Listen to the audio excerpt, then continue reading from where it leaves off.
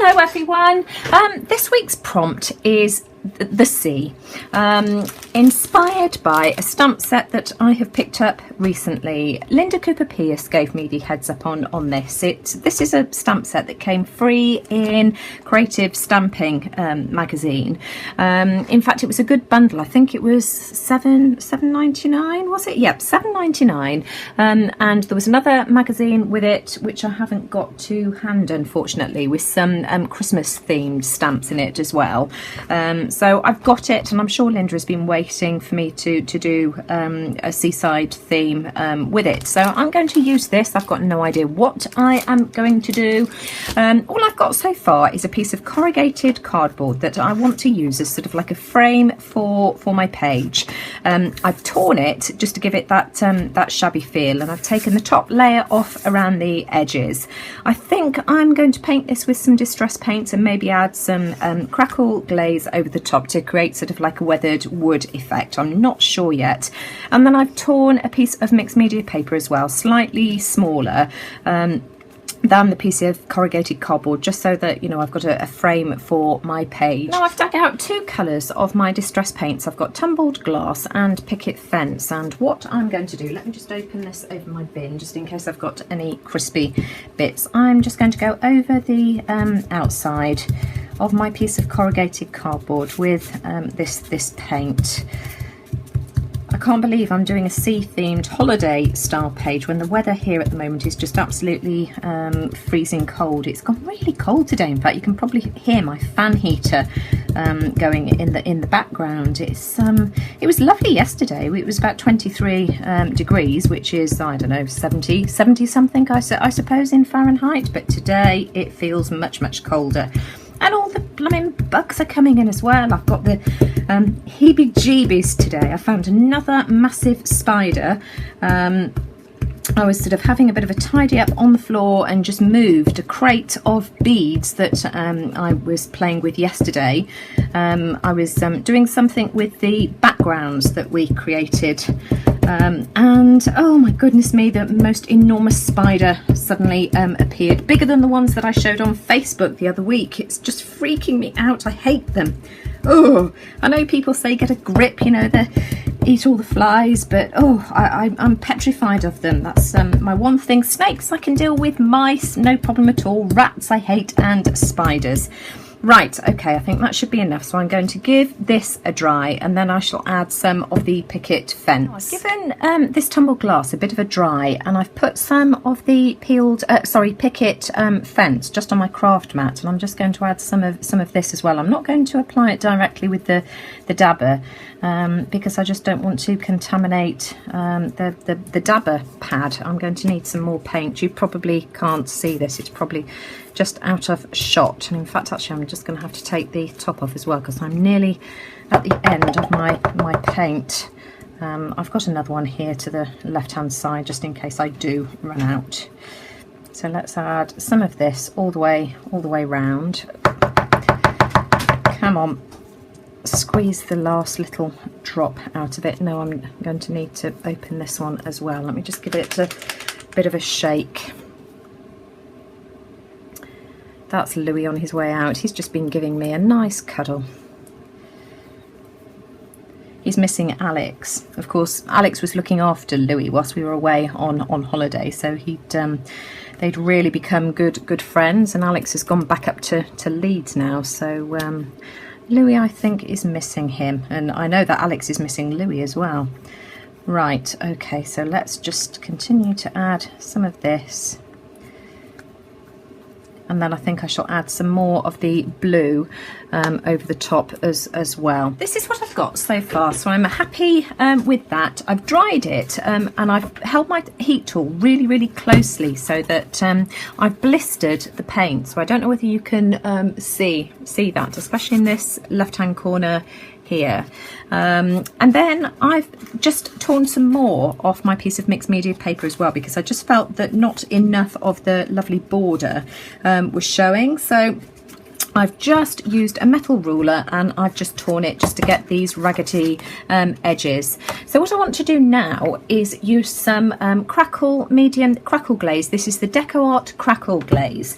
For For those of you that have been following me for quite a while, when we were all doing Cat Hands Mixed Media Morsels, I mean, some of you are still doing it. I haven't done any of them for a while, but Kat did a crackle technique, and oh my goodness me, did I struggle with it. She used PVA glue, and I just could not at first get mine to work, and I ended up buying some crackle medium, and I've never used it. I did in the end, thanks to Amy John, discover how to do the technique properly, because Amy, bless her, did a tutorial especially for me, just going over it in a little bit more detail, and I finally got it. I think that if you're going to do a crackle technique just using ordinary PVA glue and paint, you need a fairly runny paint, whereas I was using heavy bodied, and I just wasn't getting any crackle effect, but I got there in the end. But I'm cheating this time. But I will leave a link to Amy's video in the description box below, because if any of you want to do a crackle and you don't have any medium, then Amy's video shows you a really easy way to achieve the same effect.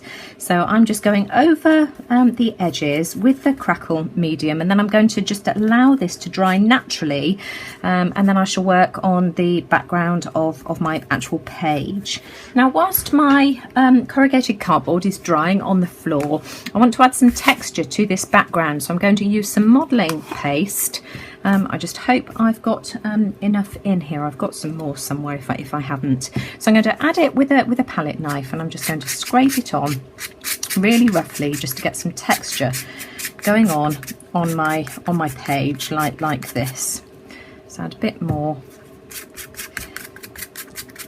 You know, just being really random about this. I'm not thinking about what I'm doing. I just want texture. And then I'm going to dry this with my heat tool.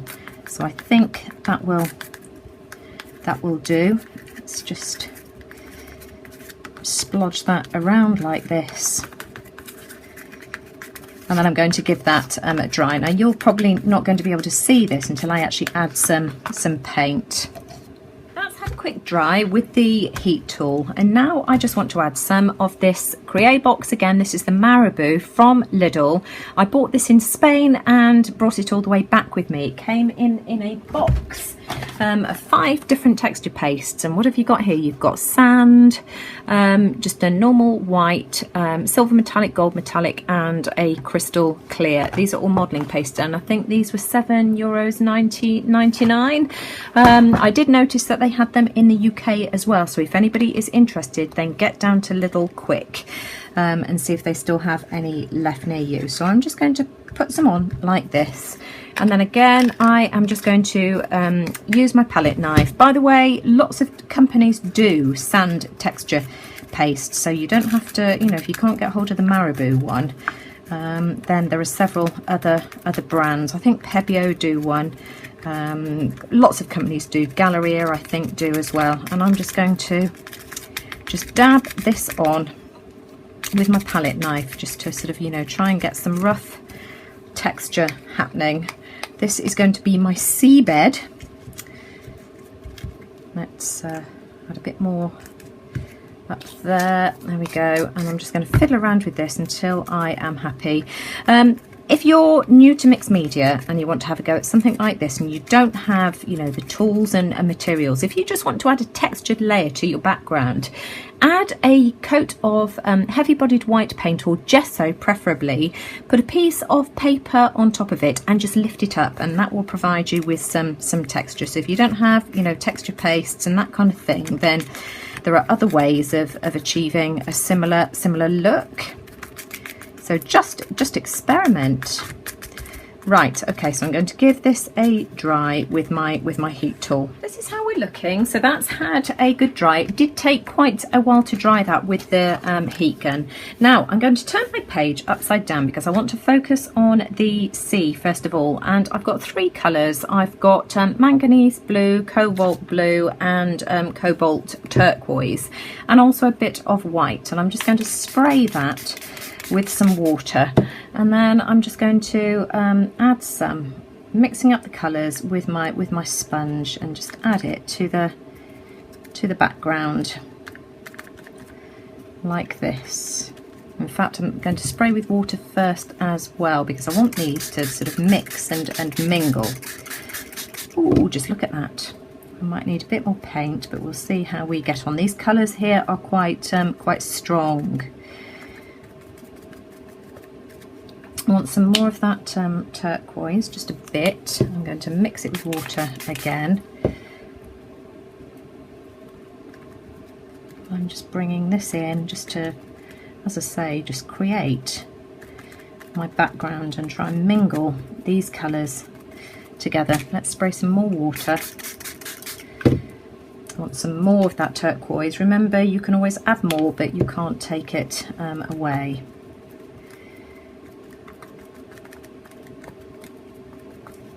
And I think I'll add some of the manganese blue as well. So let's add a tiny bit of that.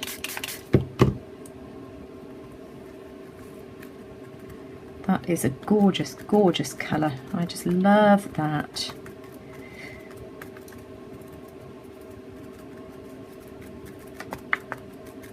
So just dabbing this on.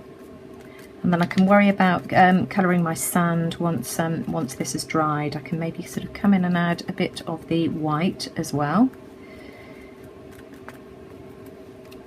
Looks like a choppy sea, doesn't it?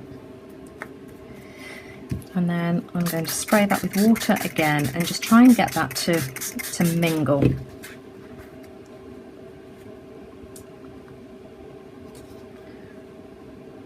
So I'm just going to sort of run it all around like this, just to get those colours to mingle so that it looks like sea.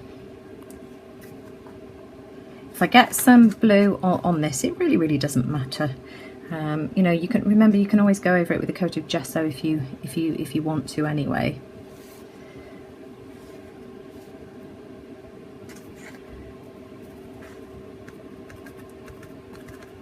In fact, I want some more of that turquoise. I just love that colour. And it's easier to apply it if you've watered it down first.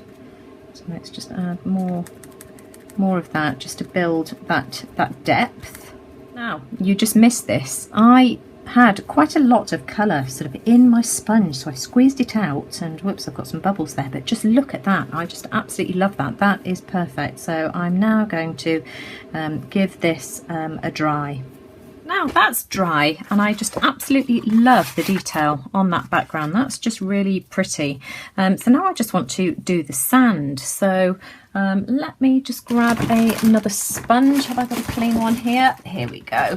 And I'm going to try it in the Deco Art yellow iron oxide. Let's see if we can get this to look sandy colour. So I'm just going to put some on my right hand side. I'm going to keep it this way up this time so that it drips down, spraying with water as I did before. Adding some to my sponge. I can see already that I need more paint. Sorry, it's out of shot here. You can't actually see what I'm doing. Right, here we go. And let's add some of this. And I don't mind if some of the white shows through as well. Let's add a bit more water.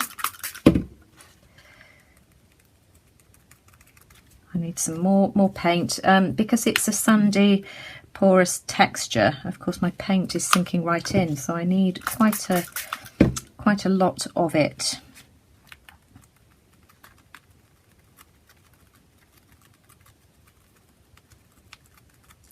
And I'm happy with how that looks. Sorry, am I in camera shot for you here?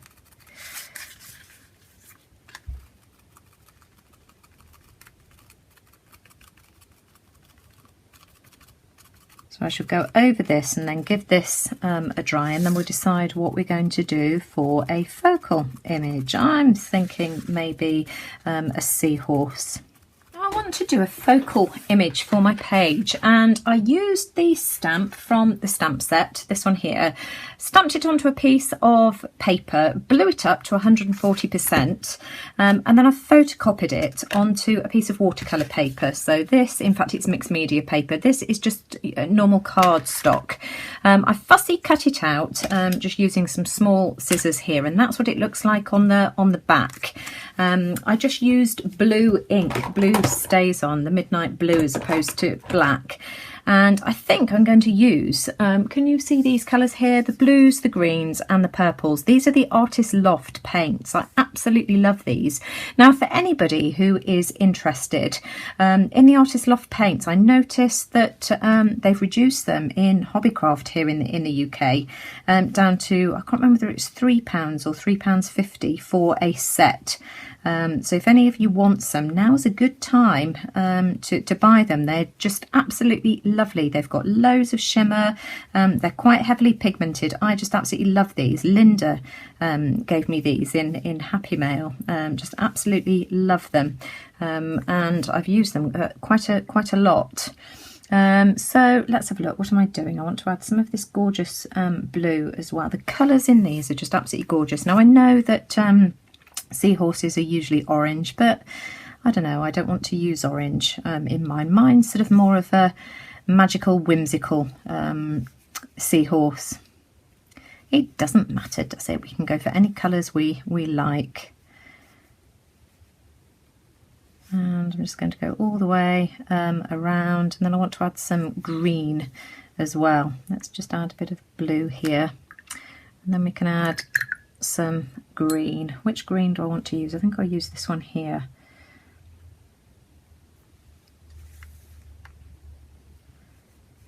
And I want these colours just to blend nicely as well.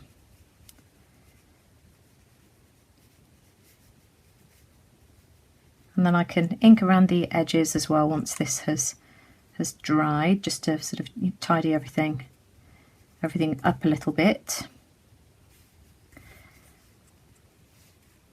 I just felt that the seahorse in its original size was just a little bit too small. I just wanted it to be a little bit bigger, and I think I'm happy with that. Should be careful adding the green to the purple because I'll end up with a horrible muddy mess if I'm not careful. Let's add some more of that pink in there. I just love that. Isn't that colour just gorgeous? And I think I'll add some more of the blue there. So I'm just fiddling around with this until I get sort of a colour blend that that I'm happy with. And I think that will do it. So I'm going to give that a dry. Right, I'm getting there. That's my seahorse. I went over it a couple of times with the pinks and the greens and the blue until I was happy with the way that looks. But just look at the iridescence on that. And then I've gone over it with some of the Ranger Archival ink just to highlight the background. Now I also want to use some of these starfish. Katerina gave me these for the embellishment challenge last year, and I've been itching to use these. Aren't they just beautiful? So I think I'm going to have those something like that, because I just think those add a lot of dimension to the page. My seahorse is going to go something like that, and then I want to try and create some bubbles just using a few sequins. So I've got a few colours of sequins here. I haven't got many. That one might be a bit too big. Let's have a look and see what we can do here. So I'm going to glue these down with some glossy accents. Whoops-a-daisy, I think. The starfish are going to have to go down with some heavy gel medium, because otherwise they'll never stick. So I'm going to glue a few of these on. Something like that, just to create the impression of having a few bubbles, and of course this will add some more texture to the page as well. And then I need to have a think about adding some kind of quote. So I'm going to go off camera now and fiddle around and glue these down. I think that's going to be a bit of a pain to do, but I should be out with the tweezers, I think. So as soon as I've done that, I'll come back. Now I have to tell you, my crackled background has been a complete fail. I've got very, very little crackle. I think I probably overworked it, and I've only got crackle in a couple of places, but no harm done. I've gone over it with some more of the distress paints because it was shiny and I just didn't like that. What am I doing? I'm using the wrong colour. So what I've decided to do now, I want to just ink the edges just to grunge this up a bit, and I'm going to use some of the Vintage Photo Distress ink. So I'm just going to go around the outside, and in fact actually we can sort of try and sort of pull some into the background as well, like this. Yeah, I like that.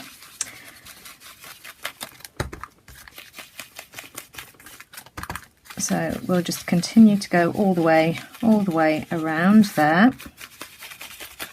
and then I want a thicker layer, darker layer on the outside. So I'm going to continue doing this, and then we can assemble the page.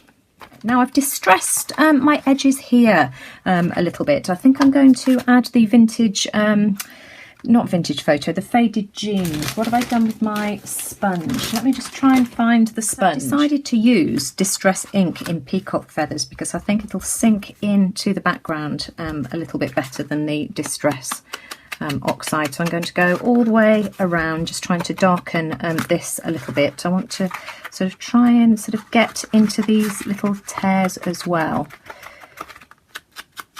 And there we go. I want to glue my page down to the background, and I've used some of this red double-sided sticky tape here all the way around.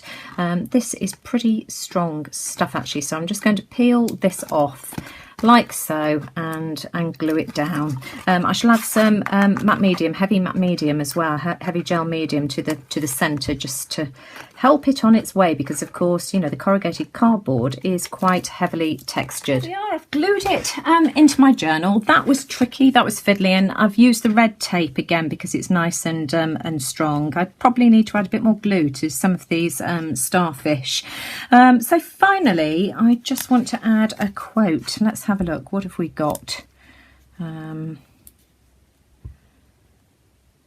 Travel the world over to find the beautiful. That would go really well. What else have we got?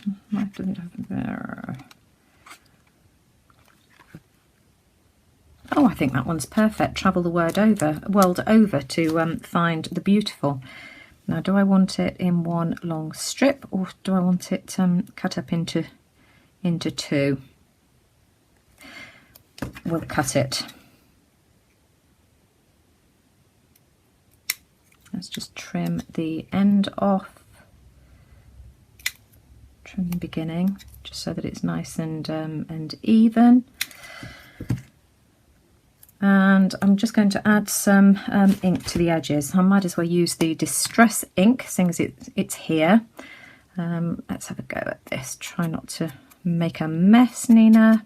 Well, I'm back a day later with this page. I've made a couple of additions to the page. I grabbed the stamp set again and decided that I wanted to add some underground foliage. So I've used this stamp here and added that. Now, the way that I've done it, I plan to use that stamp in the background all along. But because I've got so much texture with the texture pastes in this, I knew that I would not get a proper stamped image. So I decided to add it to a background paper and cut it out instead. I used Peacock Feathers Distress ink, which I smushed onto my craft mat, added water, sprayed it and smushed it around 3 or 4 times, and then stamped the image. Now, when you've got new stamped images, you'll need to stamp them 2 or 3 times before you'll get a proper full impression, and those I just cut out afterwards and just added to my page. So I did that, and then I've got a vase upstairs in my bathroom with some shells that I've collected over the years. These are really small shells. These are the tiny weeny ones, and I've got some, you know, that are slightly bigger, some even bigger than this, and I just went and raided some of the smaller ones just to add to my page, and I just love how that looks. Thanks so much, Katerina, for the starfish. I just think those are perfect. Absolutely perfect for this page. Now let me just lift this up and see if you can see. my crazing has somehow worked overnight. I can see it all around the edge of the corrugated cardboard, so perhaps yesterday I just didn't give it enough time. I'm really glad that I went back over with the distress paint though, because I really do not like the shiny surface that this texture glaze gives. So, you know, I think that was the right thing to do, and I will experiment with that more, but I'm really happy with this page. I also went around the quote again with a charcoal pencil and then blended it out with a blending stump. You've seen me do that before, and that's it. This week's page done. So if you like that, I would really appreciate it if you would give me a thumbs up, because as I always say, it just lets YouTube know that you like what I'm doing, and let me know what you think in the comments below. And I really look forward to seeing what everybody else decides to do with this week's prompt, the sea. So take care everyone, and I'll see you all again soon. Bye for now.